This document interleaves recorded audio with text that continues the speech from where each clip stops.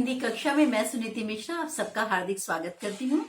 बच्चों, आजकल हम पढ़ रहे हैं कक्षा 8 की वसंत और आज हम पढ़ने जा रहे हैं उसका छठा पाठ भगवान के डाकिए।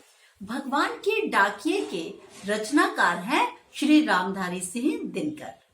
और दिनकर का अर्थ होता है सूर्य।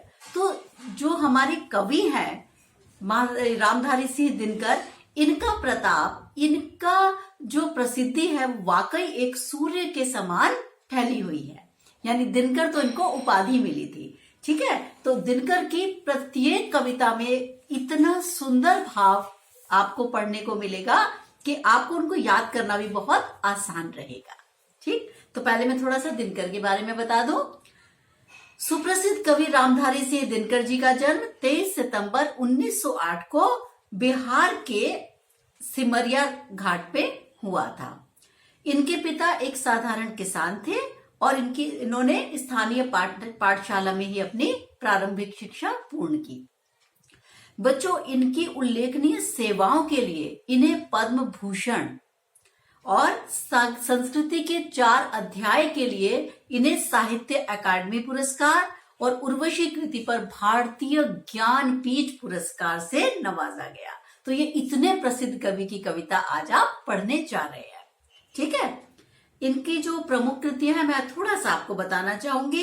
कुरुक्षेत्र, उर्वशी, परशुराम की प्रतिज्ञा, हारे को हरिनाम और शुद्ध कविता की खोज आदि बहुत सारी देश विदेश में प्रसिद्ध हैं। इनकी साहित्यिक विशेषताएं मैं क्या बताऊं कि इनका तो गद्य पे, इनका पद्य पे, दोनों पे समान अधिकार था। यानी जितनी अच्छी कविता लिख लेते थे उतने ही अच्छे निबंध या कहानी पर भी इनका हाथ बहुत ही सुंदर तरीके से लेखनी चलाते थे। भाषा शैली इनकी सहज है, सरल है, बोधगम्य है। बोधगम्य मतलब आसानी से जानी जाती है और तत्सम और आम बोलचाल की भाषा के शब्द भी आपको मिलेंगे। लेकिन मैंने जैसा पहले कहा, भाव बड़े गहरे रहते हैं। तो चले इनकी प्रस्तुत कविता पढ़ते हैं, भगवान के डाकिए। ठीक है, पक्षी और बादल ये भगवान के डाकिए हैं जो एक महादेश से दूसरे महादेश को जाते हैं। हम तो नहीं समझ पाते हैं मगर उनकी लाई चिट्ठियां पेड़ पौधे, पानी और पहाड़ बांचते हैं। तो सबसे पहले इसने क्या कहा कवि ने? पक्षी और बादल भगवान के डाकिए हैं। तो उनको भगवान के डाकिए क्यों कह रहा है? क्योंकि ये मानव द्वारा निर्धारित सीमा में बंध कर अपना कार्य नहीं करते। ये अपना संदेश समस्त, चाहे कोई चर या अचर, सारी सृष्टि में पहुंचाने का प्रयास करते हैं। ये भाषा के आधार पर, जाति के आधार पर, धर्म के आधार पर, बाकी सब छोड़िए, देश की सीमा के आधार पर भी ये लोगों को नहीं बांटते। कैसे? तभी उसने कहा कवि ने, जो एक महादेश से दूसरे महादेश को जाते हैं हम तो समझ नहीं पाते मगर उनकी लाई चिट्ठियां पेड़ पौधे और पानी और पहाड़ बांचते हैं। तो जो पक्षी है, जो बादल है, अब मैं आपको उदाहरण के तौर पे समझाना चाहती हूँ। जैसे एक जो पक्षी है पाकिस्तान से उड़ता है, ठीक है, पक्षी और बादल दोनों को ही देख लीजिए, और क्या करता है, वो हिंदुस्तान में आ जाता है। तो क्या पक्षियों पे रोक लगा पाते हैं हम लोग? नहीं लगा पाते, बिल्कुल भी नहीं लगा पाते। फिर जो क्या ला रहे हैं वहां से, वो कह रहे हैं प्रेम का संदेश लाते हैं, वो भाईचारे का संदेश लाते हैं और उन पर कोई भी सीमा की पाबंदी नहीं है। तो वो हमें क्या बताना चाहते हैं? वो ये बताना चाहता है कवि कि देखो, जब प्रकृति भेदभाव नहीं करती तो आप क्यों करते हो?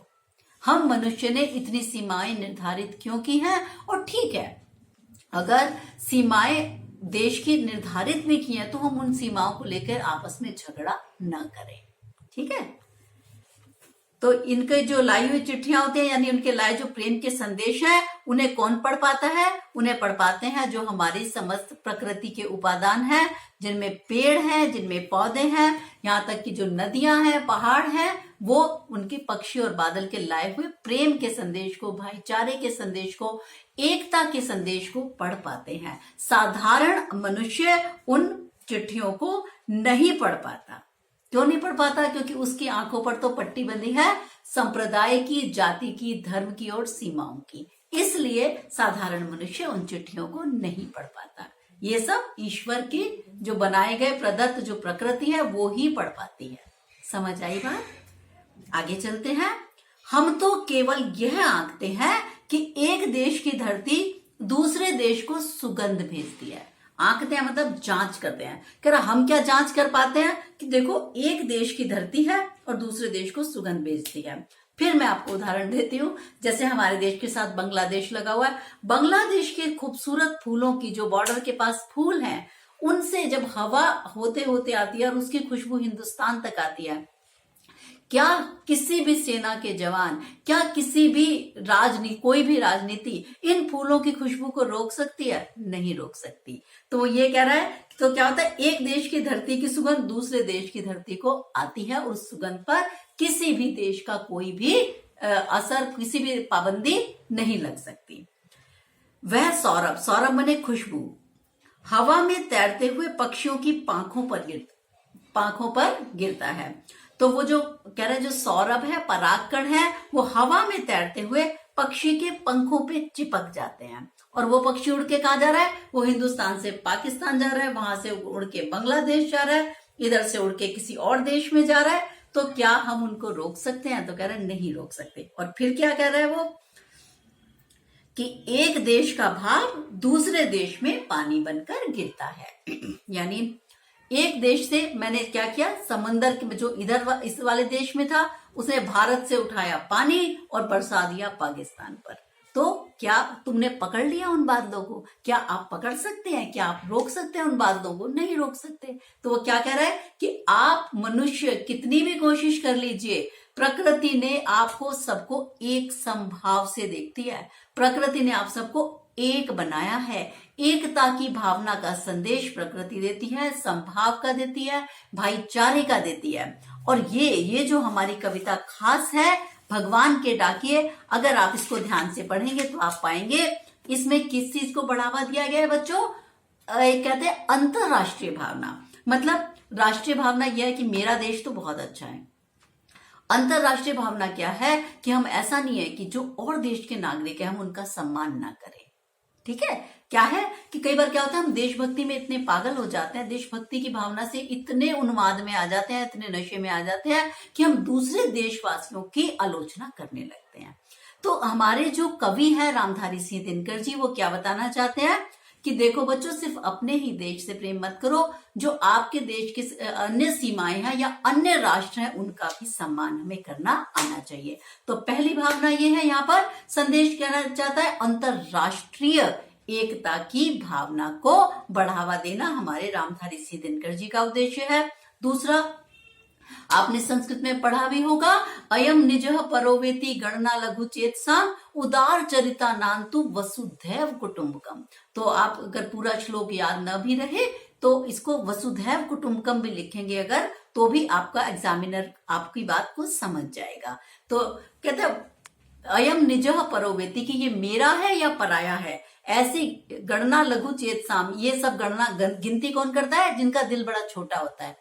उदार चरिता नाम तो मतलब जिनका चरित्र उदार होता है, वो क्या था, उदार चरिता नाम तो वसुधैव कुटुंबकम, उनके लिए तो पूरी पृथ्वी ही उनके परिवार के समान है। तो हमारे दिनकर जी हमको ये संदेश देना चाहते हैं कि देखो, पूरी धरती को ही अपने परिवार के समान समझो और ये जान लो कि जब प्रकृति ने भेदभाव नहीं किया है तो तुम भेदभाव करने वाले कौन होते हो। तो इसलिए ये आपको कौन सी भावना सिखाना चाहते हैं?